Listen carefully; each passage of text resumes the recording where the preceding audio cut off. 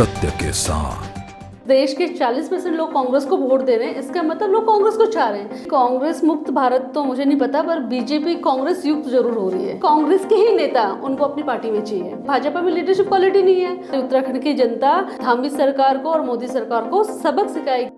आज का समय लोकसभा चुनाव की गहमा गहमी का है। एक ऐसा समय है जब इंडिया गठबंधन अपने अस्तित्व को बचाने के लिए संघर्ष कर रहा है। एक ऐसा समय है जब यूपी में राहुल गांधी अमेठी में लोगों से कहते हैं कि आप सोए हो जाग जाओ वरना लुटेरा लूट ले जाएगा। एक ऐसा समय जब उत्तराखंड जैसे छोटे से राज्य में भी बीजेपी कहती है कि एक बार फिर वो क्लीन स्वीप करेगी। और एक ऐसा समय जब यहाँ पर भाजपा और कांग्रेस में सीधी टक्कर के बावजूद लगता है कि कहीं ना कहीं पलड़ा भाजपा का भारी है। तो ऐसे में याद आती है एक ऐसी नेत्री इंदिरा गांधी जो कहती थी कि अगर संगठन को मजबूत किया जाए तो पार्टी दोबारा जीवित हो सकती है। उत्तराखंड में भी एक ऐसी ही इंदिरा की छवि हम देखते हैं, एक ऐसी नेता में जो इस वक्त पहाड़ से अपनी पार्टी का झंडा और डंडा बुलंद करते हुए दौरे कर रही हैं। नाम है ज्योति रौतेला। नमस्कार, मैं आशीष तिवारी हूं दोस्तों, और आज हम कांग्रेस के वजूद की बात करेंगे, कम से कम उत्तराखंड को लेकर। मैडम, कैसा लग रहा है जब आप पहाड़ों से लौट के आई और लोगों से फीडबैक लिया, तो क्या लग रहा है देश में जो कांग्रेस की स्थिति है उत्तराखंड में अलग है?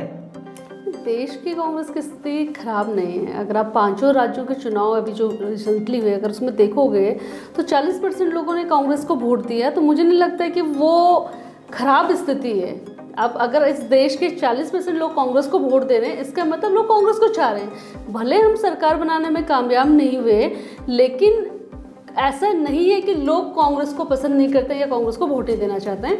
रही बात उत्तराखंड की, तो मैं पूरे प्रदेश का दौरा करी हूँ और उत्तराखंड का युवा आज परेशान है, उत्तराखंड की माताएं परेशान है, उत्तराखंड का जो बड़े बुजुर्ग हैं वो परेशान है।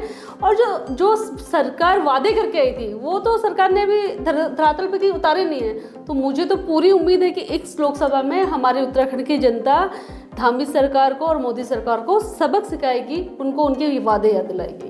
कैसे सबक सिखाएंगी जब बीजेपी की वॉशिंग मशीन हर राज्य में 5वें रफ्तार में चल रही है? चाहे महाराष्ट्र में पवार हो, चाहे झारखंड में हो, छत्तीसगढ़ आप हार गई, पश्चिम बंगाल में ममता बनर्जी आंखें दिखाती हैं, अखिलेश यादव यहाँ यूपी में कह रहे हैं कि सीटों का बंटवारा हो। ऐसे में लगता है कि बीजेपी का जो प्लान बी कांग्रेस मुक्त भारत का है वो कामयाब हो रहा है।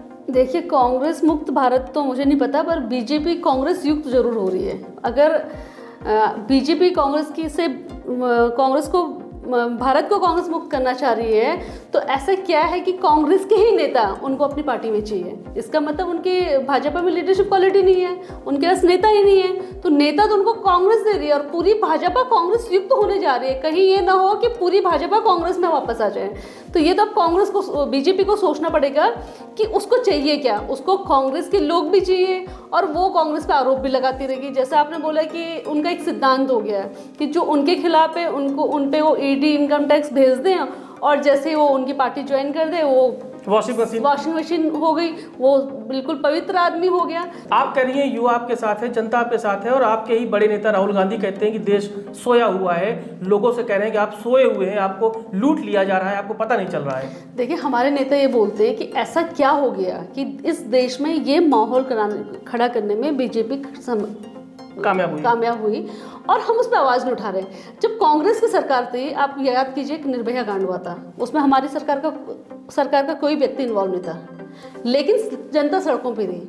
लेकिन आज हमारे प्रदेश में या देश में चाहे महिला पहलवानों की बात है, चाहे मणिपुर में महिलाओं को नग्न करके घुमाया गया, इनसे बड़ी घटनाएं नहीं हुई। हमारे प्रदेश में अंकिता भंडारी का कांड है, लेकिन हम क्यों इकट्ठा नहीं हो पा रहे हैं? हम क्यों चुप्पी साधे हुए? हम किस चीज़ से डर रहे हैं? उन्होंने कहा कि भारत देश के जो लोग हैं वो बब्बर शेर हैं, लेकिन वो शेर आज क्यों सोए हुए हैं, किस डर में है? कोई नशा है जिस नशे में वो सो रहे हैं? देखिए, उसको नशा नहीं बोलेंगे, मैं ये नहीं बोलूँगी कि वो नशे में सो रहे हैं, उसको बोलेंगे कि वो डर में जी रहे हैं। जब आप ये बताइए, जब अग्निवीर आपने थोपा था और युवाओं ने जब आंदोलन खड़े करे, तो आपने क्या करा कि जिन लोगों की फोटोएं आ गई, जिन लोगों के वीडियो आपको मिले, आप उनके अगेंस्ट केस कर दिए। एक गरीब घर का बच्चा अगर निकल रहा है और वो बच्चा सरकारी नौकरी की तैयारी कर रहा है और उस पर आप केस लगा दोगे तो उसका परिवार तो केस भी नहीं लड़ पाएगा, उसकी क्षमता नहीं है ना वो। तो आदमी डर के मारे अपनी आवाज़ को नहीं उठा पा रहा है, क्योंकि जहाँ जहाँ आवाज़ें उठ रही वहाँ वहाँ सरकार उन पे वो कर रही है, केस कर दे रही है। अभी देखिए उत्तराखंड में पेपर लीक का मामला आया, बच्चों ने आंदोलन करें तो सरकार की पहला काम क्या होना चाहिए था? सरकार क्यों बनती है? सरकार का पहला काम होना चाहिए उन बच्चों से जाके बात करती कि क्या हो गया और अपनी गलती को स्वीकारती और उस एग्ज़ाम को दोबारा कराती। लेकिन सरकार ने क्या करा? युवाओं पे लाठीचार्ज कराया। तो युवाओं पे लाठीचार्ज कर दिया, उन पे केस कर दिया, उनको जेल भेज दिया। तो माँ बाप डरते हैं भाई। उत्तराखंड है, छोटा राज्य है, पहाड़ों में आज वो लोग हैं जो लोग गरीब हैं, जिन लोगों के पास संसाधन नहीं है, वो लोग गांव में रह रहे हैं। ये जिस आदमी को बहुत प्यार है और रिटायरमेंट की अपनी जो एज है उसको गांव में बिता रहा है, जिसका संसाधन हो तो बाहर निकल गया। लेकिन जो लोग संसाधन विहीन है, उन्हीं बच्चों पे अगर आप केस कर दो तो कहाँ से लड़ेगा? 2 वक्त की रोटी उसके पास नहीं है, 2 वक्त का खाना उसके लिए मुश्किल है, और वो सरकार से केस लड़े वो पॉसिबल नहीं है। तो इसलिए डर की राजनीति इस देश में, जो डर का एक माहौल है, उसमें आज लोग चुप जरूर है, लेकिन ये बिल्कुल भी मत सोचिए कि वो अपनी आवाज़ नहीं उठा सकते। वो उठाएंगे और वो वोट की चोट भाजपा की सरकार को जरूर देंगे। उत्तराखंड ने क्या हल्द्वानी के बनभूलपुरा से पहले कोई ऐसा केस देखा था कि उत्तराखंड में भी ये होगा? और जब हुआ तो उस पर विपक्ष उतना आक्रामक नहीं हो पाया कि ऐसा स्थिति क्यों बनी, किसकी गलती है। लेकिन अब ये कहा जा रहा है कि विपक्ष खामोश है इस मामले में। नहीं, विपक्ष खामोश नहीं, विपक्ष को तो दिखाया नहीं जाता ना। समस्या ये नहीं है। मैं बोलती हूँ कि 2014 से पहले जो सवाल कांग्रेस के प्रधानमंत्री से होते थे या कांग्रेस के मुख्यमंत्री से होते थे, क्या वो सवाल आज बीजेपी के मुख्यमंत्री या प्रधानमंत्री से हो रहे हैं? 9 साल में 9.5 साल में एक प्रधानमंत्री एक मीडिया के एक प्रेस वार्ता नहीं करता, लेकिन उनसे आज कोई सवाल नहीं पूछा जा रहा है। जो उत्तराखंड में हुआ, देखिए वो दुखद था। इससे पहले उत्तराखंड में कभी भी ऐसी घटना नहीं हुई, और उसमें सवाल है, लॉ एंड ऑर्डर आपका फेल है। एक बात बताइए, किसी भी धर्म का अगर अतिक्रमण भी है, किसी भी धर्म से जुड़ा, चाहे मंदिर का हो, मस्जिद का हो, गुरुद्वारा का हो, तो जब आप उस चीज़ का अतिक्रमण हटाते हो तो जो वहाँ के लोकल लोग उनको कॉन्फिडेंस में लोगे। ऐसे क्या मजबूरी थी कि वो जो कार्रवाई हुई शाम के वक्त हुई, किन लोगों ने वो करवाया? इस पर तो अब उन्होंने अपना जो जांच शुरू करी है, लेकिन इसके लिए तो पूरी हर तरीके से सरकार और प्रशासन जिम्मेदार है। क्योंकि आपको पता है कि जो धर्म है वो बहुत सेंसिटिव इशू है हमारे देश में। तो हम अगर कोई चीज़ हटा रहे हैं, मैं नहीं बोलती कि अतिक्रमण सही है, गलत है, वो चाहे कोई भी करे, लेकिन आप कम से कम लोगों को बताओगे तो उनको कॉन्फिडेंस में तो लोगे। जब उस केस की हियरिंग 14 फरवरी को होने वाली थी, तो ऐसा क्या था कि 4 दिन पहले कार्रवाई की गई? सवाल तो है, सबके मन में सवाल है कि क्या उत्तराखंड में भी आप ऐसा माहौल क्रिएट करना चाहते हो, डर का माहौल क्रिएट करना चाहते हो? हम लोग तो हमेशा से साथ रहे, लेकिन ये पहली बार हुआ। ये दुखद घटना है। ये भाजपा को भले आज लग रहा होगा उसके लिए अच्छा है, लेकिन ये भाजपा और कांग्रेस की बात नहीं है, इस देश के युवाओं की बात है, इस देश की बात है, इस प्रदेश की बात है। देवभूमि हम इसको बोलते हैं। और इस तरह की घटनाएं किसी भी राज्य में, किसी भी देश में, उसके आने वाले भविष्य के लिए अच्छी नहीं है। उत्तराखंड के मुख्यमंत्री कहते हैं कि यूसीसी लाए हर उत्तराखंडी को गर्व होना चाहिए, आपको है? देखिए, यूसीसी लाने पे मुझे तब गर्व होता है जब मुझे उस यूसीसी में ये दिखता है कि मेरे हर भाई को हर घर में एक सरकारी नौकरी मिल रही है। अब यूसीसी लाई, आपने उसमें नया क्या करा? मुझे तो लगा फॉर्मेलिटी करी, मैंने उससे जितना पढ़ा है मुझे फॉर्मेलिटी लगी। महिला मैरिज एक्ट जो उन्होंने कहा कि कंपलसरी रजिस्ट्रेशन, वो आज इस देश में पढ़े लिखे लोग हैं, रजिस्ट्रेशन पहले से है। प्रॉपर्टी में आधा अधिकार जो महिलाओं को बताया कि वो पहले से है, वो पहले से है। अब मैं तो लोगों से एक सवाल पूछ रही हूँ कि जो सरकार ने एक हिम्मत करी कि लिव इन रिलेशनशिप को जो उन्होंने रजिस्ट्रेशन करने की बात करी, वो 2 तरीके से गलत था। एक तो जो लड़का और लड़की, जो उनका जो स्वतंत्रता अधिकार है, जो फ्रीडम गोपनीयता थी, जो फ्रीडम थी, वो आपने खत्म करी। निजता का हनन है, निजता का हनन है। दूसरी बात कि क्या हमारा जो प्रदेश है या जो हमारा देश है वो शादी जैसी संस्था में बिलीव नहीं कर रहा। अगर आप लिव इन को प्रमोट कर रहे हो तो आप शादी के, जो बच्चा अपने माँ बाप की अनुमति ले लेकर कि मुझे लिव इन में रहना है, क्या मेरे प्रदेश के लोग, मैं उत्तराखंड के लोगों से पूछना चाहती हूँ कि क्या हमारे लोग इस बात को कहीं भी स्वीकारेंगे कि एक लड़का और एक लड़की बिना शादी के साथ में रह रहे हैं और उसकी परमिशन दे देंगे? क्या पॉसिबल है ये? उत्तराखंड में चुनाव करीब है, प्रदेश में करीब है। आपके बारे में भी कहा जा रहा है कि पहले आप लैंसडाउन से तैयारी की थी, आपने विधायक का टिकट नहीं मिल पाया किसी वजह से। अब क्या लगता है कि जब हम महिलाओं को आगे बढ़ाने की बात कर रहे हैं तो एक बार फिर आप पर नज़र है कि कम से कम एक सीट महिला को कांग्रेस जरूर दे, और वो सीट कौन सी होगी और आपकी क्या तैयारी है? देखिए, मैं बहुत लंबे टाइम से संगठन में काम कर रही हूँ। मैं 2011 यूथ कांग्रेस की स्टेट वाइस प्रेसिडेंट रही। 2012 मैंने लैंसडौन से एमएलए का इलेक्शन लड़ा। अभी मेरी तैयारी थी 22 में। सिचुएशन ऐसी बनी कि मेरा टिकट नहीं हो पाया, लेकिन पार्टी ने मुझे हमेशा, मुझे नहीं, महिलाओं को हमेशा प्रमोट करा। मुझे आज प्रदेश अध्यक्ष महिला कांग्रेस का जो पद मिला है, एक नॉन पॉलिटिकल फैमिली से यहाँ तक पहुँचना, मेरे लिए तो ये भी बहुत बड़ी बात है जो पार्टी ने दिया।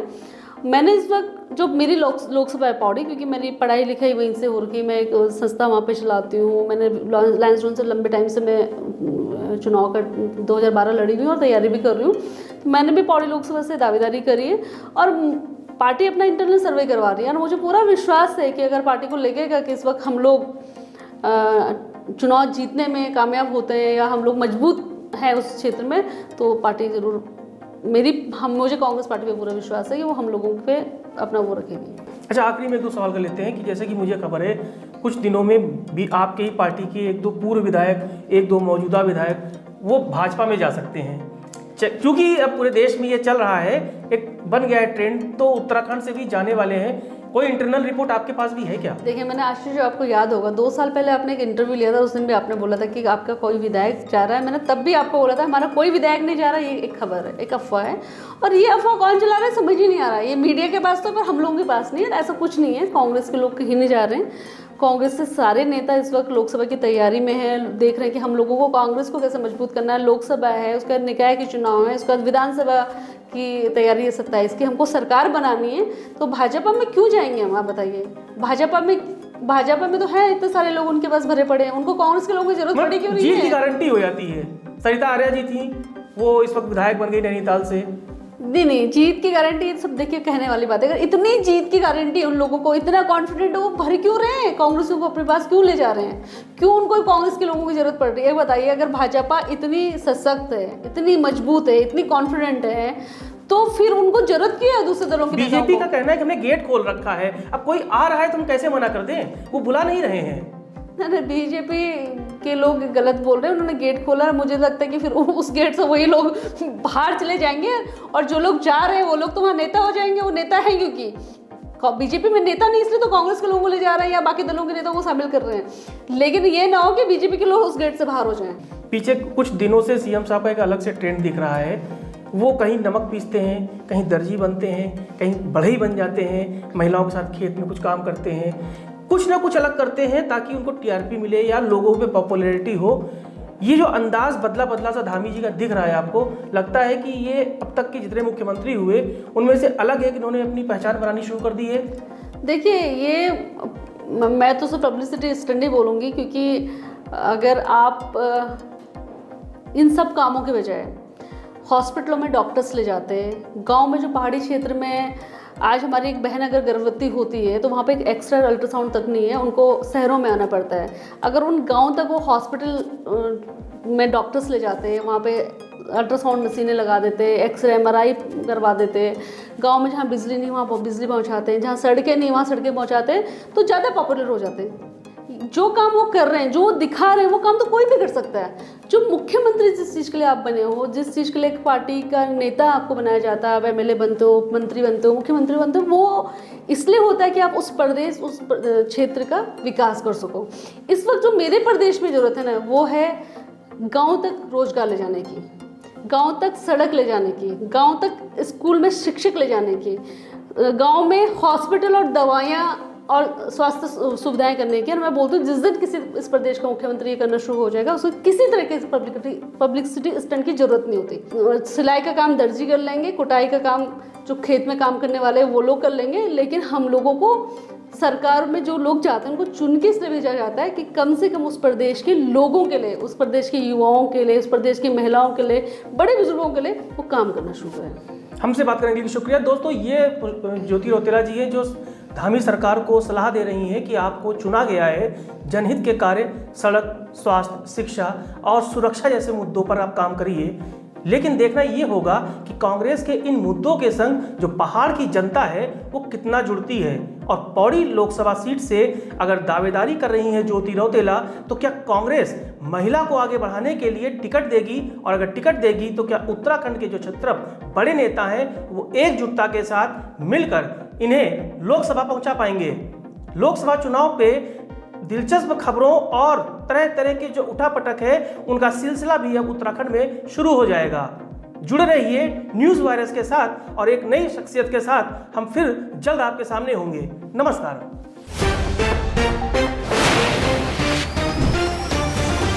सत्य के साथ।